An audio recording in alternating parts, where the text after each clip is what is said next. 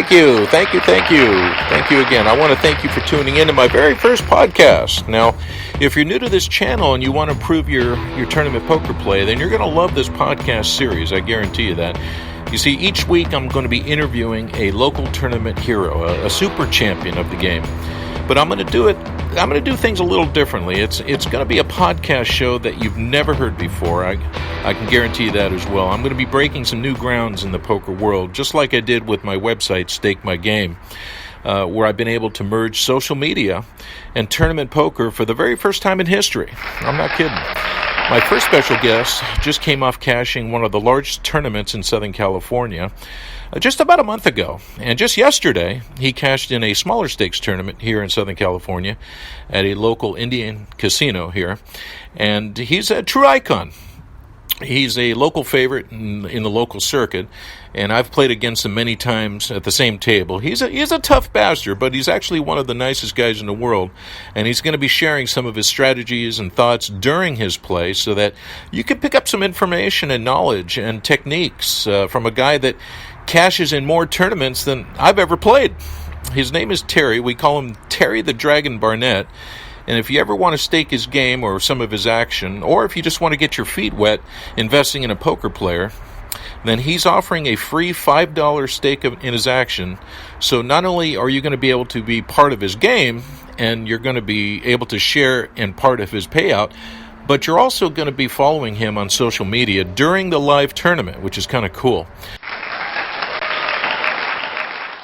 You're going to be able to text him, ask him questions like, how he's doing, how many chips does he have, how many blinds are left, or, what are the blinds. And during the breaks, usually he does a quick Instagram and live stream for all of his backers. And you can find that on Stake My Game's website as well. So you can ask him things like, what's he doing to get to the cash? And this is absolutely free. So now in just about a minute, we're going to go ahead and put him on the air with me. And he's going to go through some strategies and techniques and different types of hands he likes to play and different things that worked out well for him in the tournament. So you're going to want to listen to this. So you're going to learn a lot. So if you're looking for some good information or just looking to improve your poker game, or if you're just trying to cash your first tournament, then stick around. We're going to put Terry on right now and listen to what he has to say. So check this out.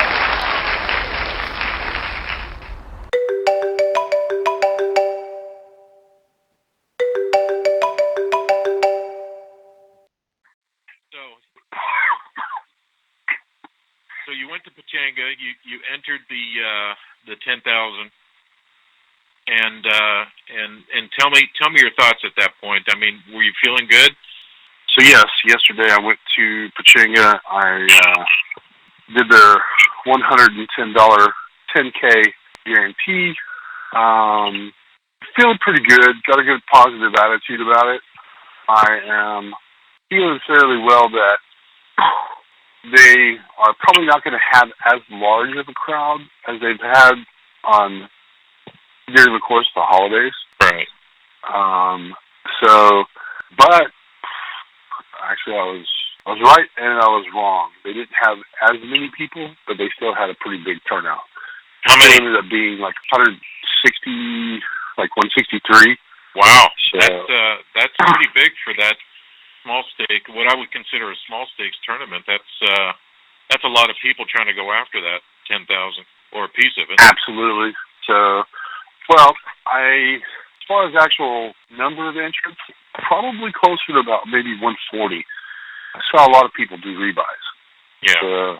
And I know one young gentleman. I know you know him. He was good for 4. Yeah.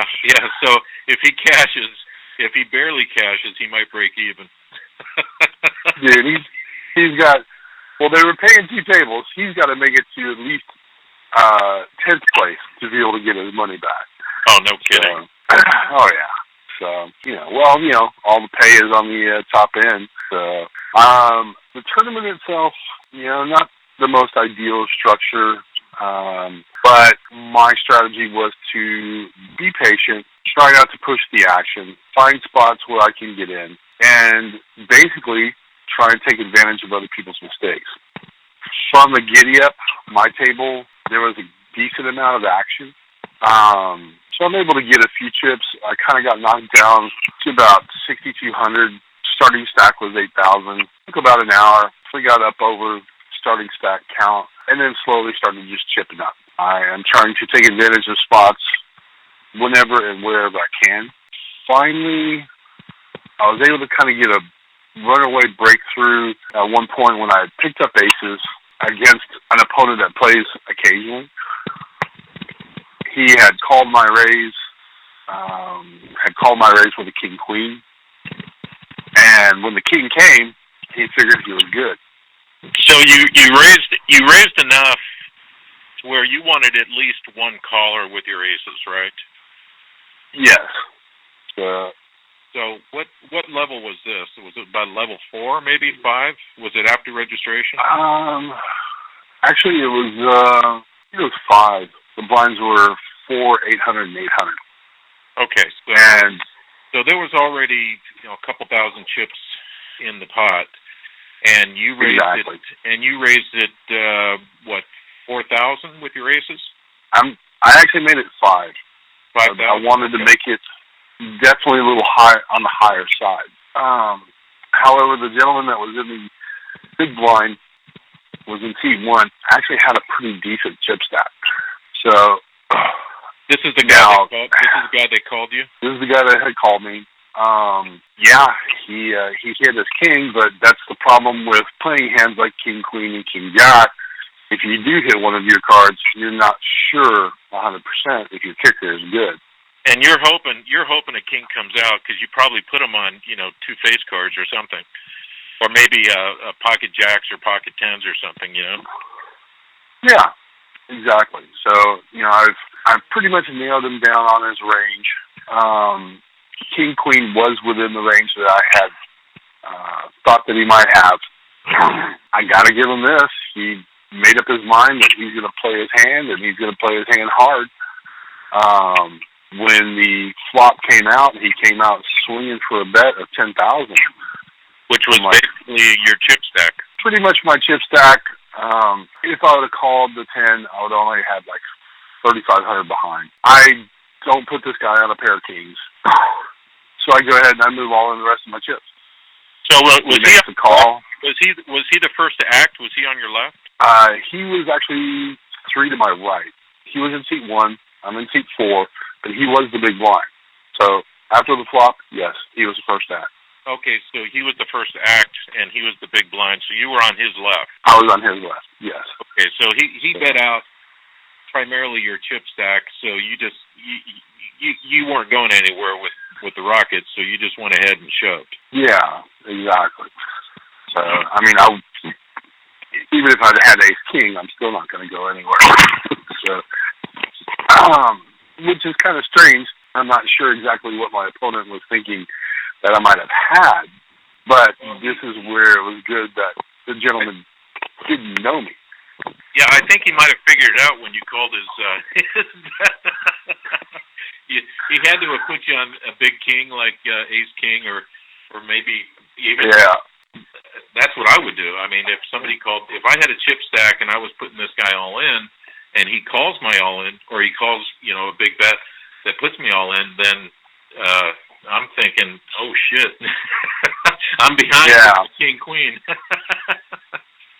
Well, I think the verbal tell that he said was whoops. Yeah. But here's the thing.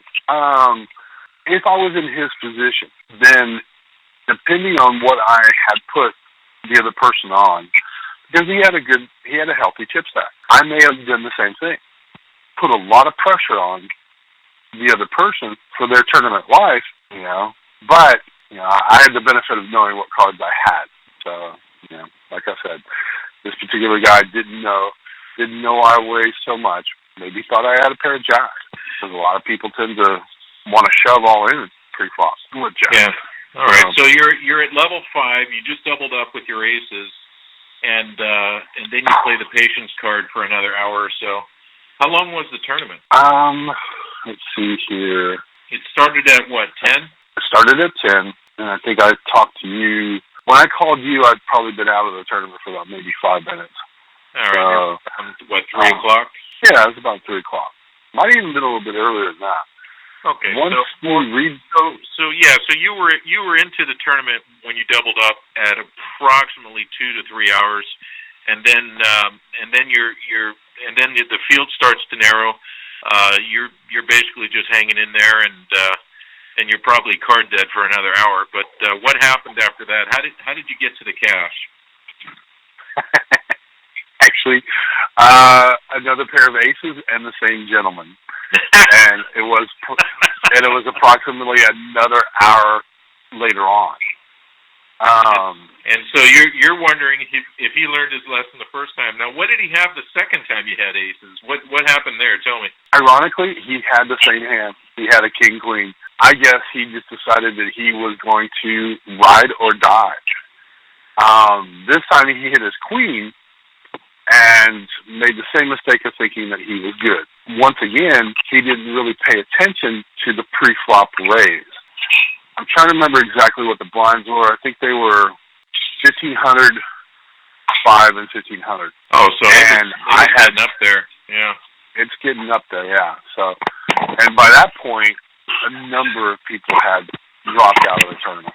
He was in the small blind this time, which really puts me in an early position, and I make it 9,000. He decides he's going to go ahead and he's going to push. And this was after the flop. No, this was pre-flop. Oh, okay. All right. So yeah. All right. So what did he do? He just limped in and just tried to see a cheap flop, or did you raise? He pushed. I had raised. I'd made it 9,000. He was in the small blind. He goes ahead and he shoves. And at this point, now I think I have him covered by a couple thousand. Oh wow! So it was a big pot. It was a big pot. And he even said, he's like, man, yeah, he was concerned about me possibly being the guy that took him out, and in the end, he was right. And it was funny because when he looked at his hand pre-flop, he had that look about him when you walk up to the street corner and look both ways before you cross the street. Right. So, and he decided he was going to go ahead and cross the street anyway. So, yeah, that was a beautiful spot for me.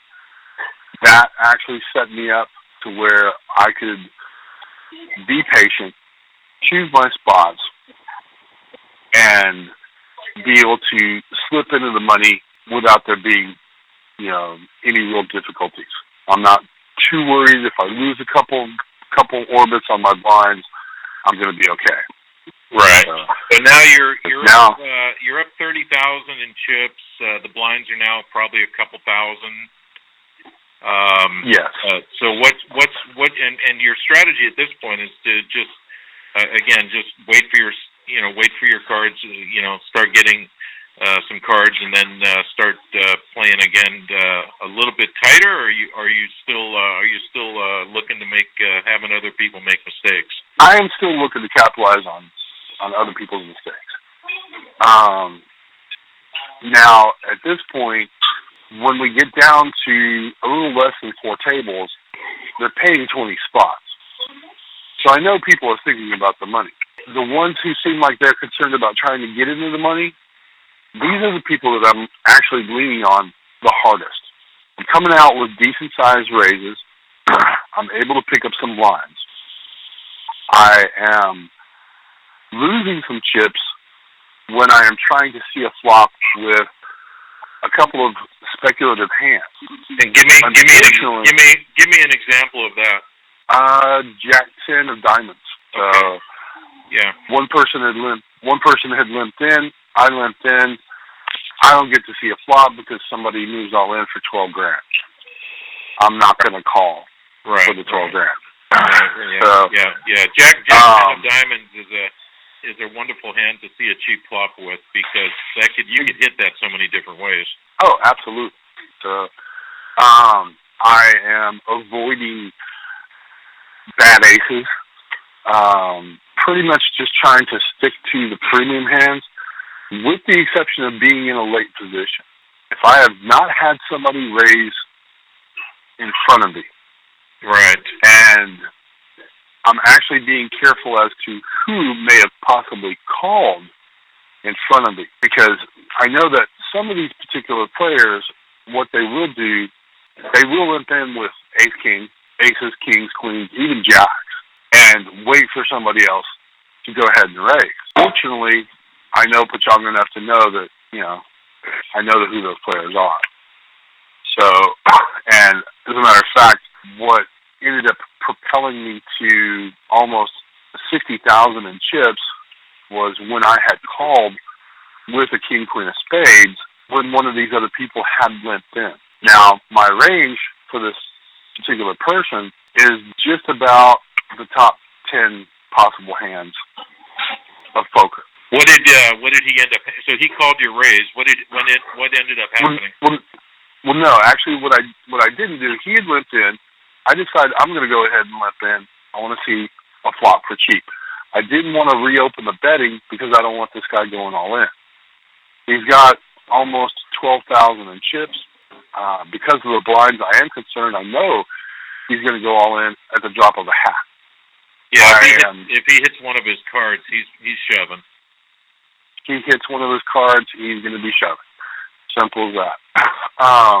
So I just go ahead and limp in. The small blind folds, the big blind checks, and the flop brings 2 queens and a 9. So I'm feeling pretty comfortable about my hand. Unless he has the Jack 10, then you're like, oh shit. Unless he's got the Jack 10. But this is almost a picture-perfect moment where the dude misplayed his hand. Right, but you had a king. You had your king, so you had one of the blockers for the straight. So the likelihood. I got one of the blockers for the straight. Yeah, so you were feeling good with that flop. Yeah, mathematically, he should not have queens, and he should not have kings. So what he actually did have was aces. Oh, he had pocket aces. And he had pocket aces. He jammed it. He was first to act. He went ahead and he moved all in, and I snap called. So, of course, yeah. Boom. And he knew. He knew at that point. He got caught with his pants down, and that was it. So that had to tell me up to... Was this the same guy that you beat with your aces? No. It was... when I got my second pair of aces, the gentleman that I'd beaten both times with a king-queen, I knocked him out the second hand. Oh, okay. The second time. Right. Yeah, it's interesting. It's interesting that the war, your battles for this one, as limited as they are, had to do with king, queen, and aces. Absolutely. Oh, trust me, the irony of that was not lost on me. So, what's ironic is the fact that you won. You played them right, and that's key. And that's all part of being a great tournament champion is to know how to get in cheap, see a cheap flop, and then if you hit it, you go deep. But that, it was perfect strategy on your part. So now what happens? You're down to what, 2 tables? We're actually down to about 2.5 tables. I managed to pick up the blinds, I think maybe twice over the course of the next 45 minutes. What I didn't really know was that at that point, now I am pretty much going to go card dead. We get down to the tables, we get in the money, they reshuffle for spots, and the table that I end up on ends up being the table with the majority of the chips. And I'm now with... You got to start getting creative with your strategy now. Now at this point, well, honestly, tell you the truth, my whole thing was, once I get into the money, I am actually going to be a lot less concerned about playing the way I did to get to this point. I am now going to shuffle off that particular strategy, and the reason why is this. I'm sitting on, at my best point, I think I might have had maybe 70,000 in chips. Because of the blinds and everything else, I'm constantly moving between a good 45,000 and 60,000 in chips. Yeah, but the blinds now, Terry, is what, about 5,000 at least, right? Yeah. The blinds have gotten up to 5,000, and I've got 3 people at my table that are sitting on over 150,000 in chips. And every time a button comes toward you, you know that you're going to put out about 10% of your chip stack just to play. Actually, for me, well, yeah, for one of them, yes. For me, I'm actually giving out more because if I'm paying the big blind and the ante, I'm giving out 10,000, and if I'm only sitting on 60,000, that's almost 17% of my stack right there. All right, so tell me now, everybody wants to know, where's your mind at? What are you thinking at this point? Are you saying I've got one shot to go all in and double up, or are you going to play it safe and play tight? I mean, where's your mind at right now? Okay. What I'm looking at is the double up. Now, with the exception of being in the small blind and possibly calling the big blind, which I was able to do twice. Now, on one of those times, the best hand that I had seen was an ace-10 of diamonds. I've got a very good, talented player, and I know you know this guy. He's the one with the green sweatshirt. And I've got this extreme wild card who will play any hand. I make the call on the small blind. I have an ace-10 of diamonds. I'm feeling like I have a reasonable chance at this board. I mean, if I was in your position with that amount of chips, with the blinds being the way they are, and the fact that you were card dead for the last hour, you're looking down at ace-10. You know, I'm thinking at this point, if I was in position, that's important. I would shove. Yeah. I mean, what was your thought process? Well, actually, that was the main consideration, and the reason why I only just made the call is because my buddy in the green sweater was the big blind, and I got wild card and C10, who dudes have been playing any 2 hands. He's been betting any draw that he has, and more importantly, the guy's been hitting. So he's already made the call. NC1 for the 5,000. If I shove all in with 60, he's still going to call me because he's sitting on almost 200,000 in chips. Okay, so basically, no matter what happens, you don't have enough chips to bother him. So he's looking at you. Exactly. Yeah. So you really don't have any choices here. I mean, you gotta play that ace-10 only one way. So tell me what happened. Everyone's on pins and needles. So what I basically end up doing is I just go ahead and I decide that I'm going to make the call. Because I know if I end up hitting my hand, I already know C10 is going to double me up.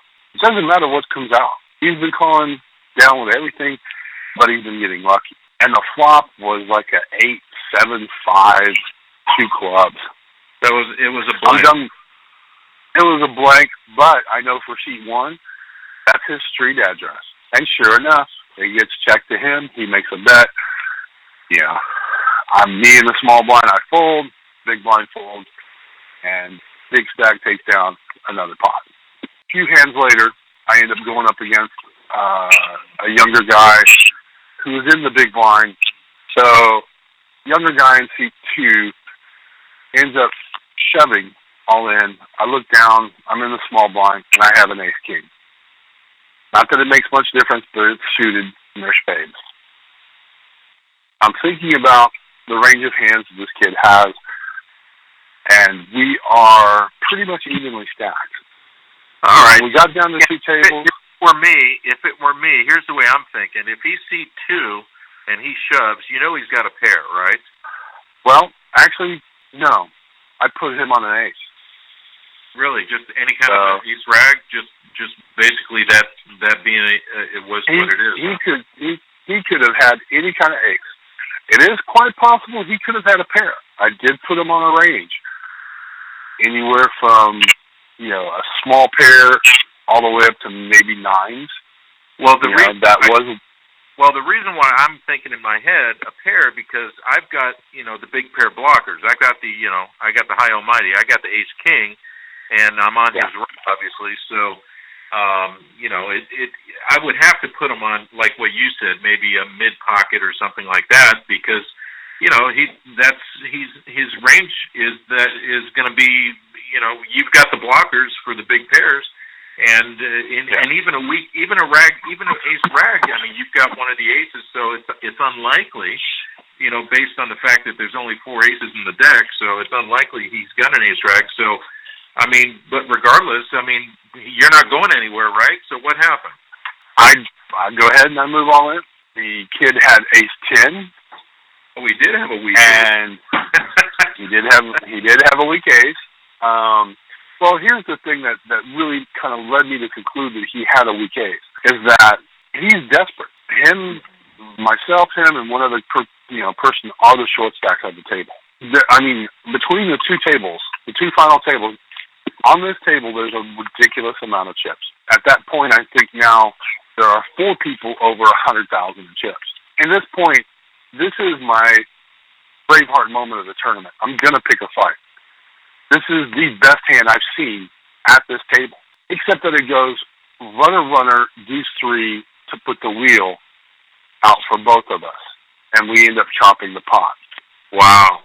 Yeah, exactly. And now, at this point, I will probably not progress much further in this tournament. I made the cash. Unless you skin a ghost or something. Exactly. So, now, at this point, if Ace King is not going to be working out for me, sometimes, honestly, in a tournament, it's your time to go. So at this point, how many people are left in the tournament at this point? There were 17 people that were still left in the tournament. 188 was the first level of the payout. The next level payout is going to be 233. I figure if I do make it to the next level of the payout, that's fine and dandy. And at this point, now I am looking for any hand to be able to go to war with, all the way down to a Jack 10. Okay, so so what you're looking at, if you're in position, okay, we're going to assume you're in position, and you look down at whether it's suited or not, you're looking down at Jack 10, you're ready to move all in, right? I am ready to move all in. I'm ready to do battle. I am hoping that I'll be able to get that double up. Yeah, because if you wait any longer, you're going to get blinded out to a point where no matter what you do, you're going to get 5 callers. Yeah, so, and that's the thing is that now that the blinds are going up 3,000, 6,000, I don't even have 10 big blinds. Because remember, the big blind is having to pay for the ante. That's another 6. Yeah, you're decimating your chip stack. So your range is wide open now. So it could include anything. It could include anything that with a suited face card to pocket pair of any pocket pair, really. Yeah, exactly. So the irony of this situation is that it's now the kid's big blind. I look down. I got an ace 8. Okay. I'm not a fan. I don't like it, but you know what? I'm going to put on my brave face, and I jam it. And, of course, the kid wakes up with an ace 10. and his 10 holds up, and it's like, really? So I ended up going out in 15th place. Well, that's pretty good with a field of 150 to 170 people. And that was only after about 5 hours, right? Yes. Wow, that's really good. Well, listen, you had fun, right? You had fun. You played for a few hours. Relatively cheap. You made money. It was a good day for you. Yeah. It's kind of ironic. I do try to look on the positive side of it. Absolutely. Would I have liked to have done better? Absolutely. Would I have loved the opportunity to take some of these people to school? You're damn right. I would have loved to have done that. That's what I always come away with, especially after I cash or if I min cash or whatever. I always walk away, and ask myself, would I have played it any differently? had my strategy been wider during the mid-levels? I mean, should I have been tighter during the higher levels? Should I have called with, a pocket nines when I was almost sure that the guy had ace-king? I'm a 50-50, probability here. But, should I have called? Yeah, those are the types of questions I ask myself. What were you asking yourself, to better the next time?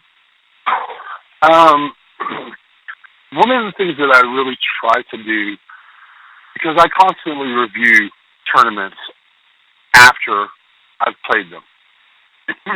I think what I would have done is with some of the later tournament speculative hands that I would have played, I think what I would have done, I would have probably played fewer of them, but then the ones that I did play, I would have actually played them harder, and rather than limp in, I would just go ahead and come out and bet, make a raise. Because now at this point, I am actually having to make people really decide whether or not they want to play their ace-10, their ace-9, or maybe their small or medium pairs. So there's a possibility that I might have been able to pick up a pot without having to see a flop. So that's one thing that I need, I want to consider looking at a little bit more closely. But I'm also having to review the circumstances in which I played those hands. The other thing I also want to do is I want to hone in more on my instincts. And an example for that is later on in the tournament, I ended up picking up a pair of threes, but I'm at a very aggressive table. I had a very strong feeling about that hand, and I decided not to play it. Had I played it, I would have flopped the set, and I would have taken down a big pot. But do I raise pre-flop with those threes with the chance of possibly getting re-raised by a pair of queens? Or do I just smooth call and call the queens?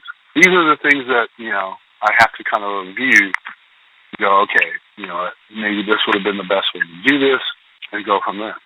So constantly I'm evaluating not just what I had and how I played it, but I'm also having to constantly evaluate how I would play a particular hand against a certain opponent. Yeah. Well, next week I'm going to be talking about your big win over at the Bike Club last about a month and a half ago. That was an $80,000 tournament, correct? Yes. The bike had that down as a $75K guarantee, and I believe the final prize pool was at least 85, almost 90. Okay, and obviously you've got a different crowd. You got more of I would consider a more professional crowd than you would at your local casinos, which are basically regs that come in. But you've got a different crowd. You got a different strategy. Is a longer wait time in between plays. Your patience card is really high on the board. You've got a whole different mindset coming in. And I want to talk about that next week because that's going to be important, because that was a big win. That was one of the biggest tournaments in Southern California last year, and you ended up cashing that one. So I want to know, and I'm sure the listeners want to know, how you did it and how that differentiated between the smaller stakes tournament like you do yesterday and some of the bigger ones that a lot of people just don't have a chance to play or even cash, but you did both. So I think that's exciting. I want to first of all congratulate you for your cash yesterday, and I'm going to be seeing you, I think, next week or something like that. Yeah, I think next week I'm going down there, and I'm going to play a couple tournaments, so it should be interesting. I look forward to it. So. I look forward to seeing you. I just don't want to see you at my table. Yeah, well, I know a person who knows a person, so I think we can fix that part. Okay. All right, Terry, again, I want to thank you for your time, and I'm sure if any listeners are out there, they want to put a comment in there, I'm sure you'll see those comments after it gets published, but we'll go ahead and answer those. And if you want to stake any of Terry's games in the future, or if you want a piece of his action, it's very easy to do. All you got to do is go to stakemygame.com, and Terry's offering a free $5 voucher stake so that you could, put your toes in the water and see if this is something that excites you. It's the only website in the world that combines social media and professional tournament players, and you get to text with them during the play. Terry uploads live streams on Facebook and Instagram and texting and things like that. So you actually have an opportunity to play with Terry during the tournament, and you can do that for free. So this is something that you might want to consider. And in the meantime, if you have any questions, you can email me at info@stakemygame.com or visit my website at stakemygame.com.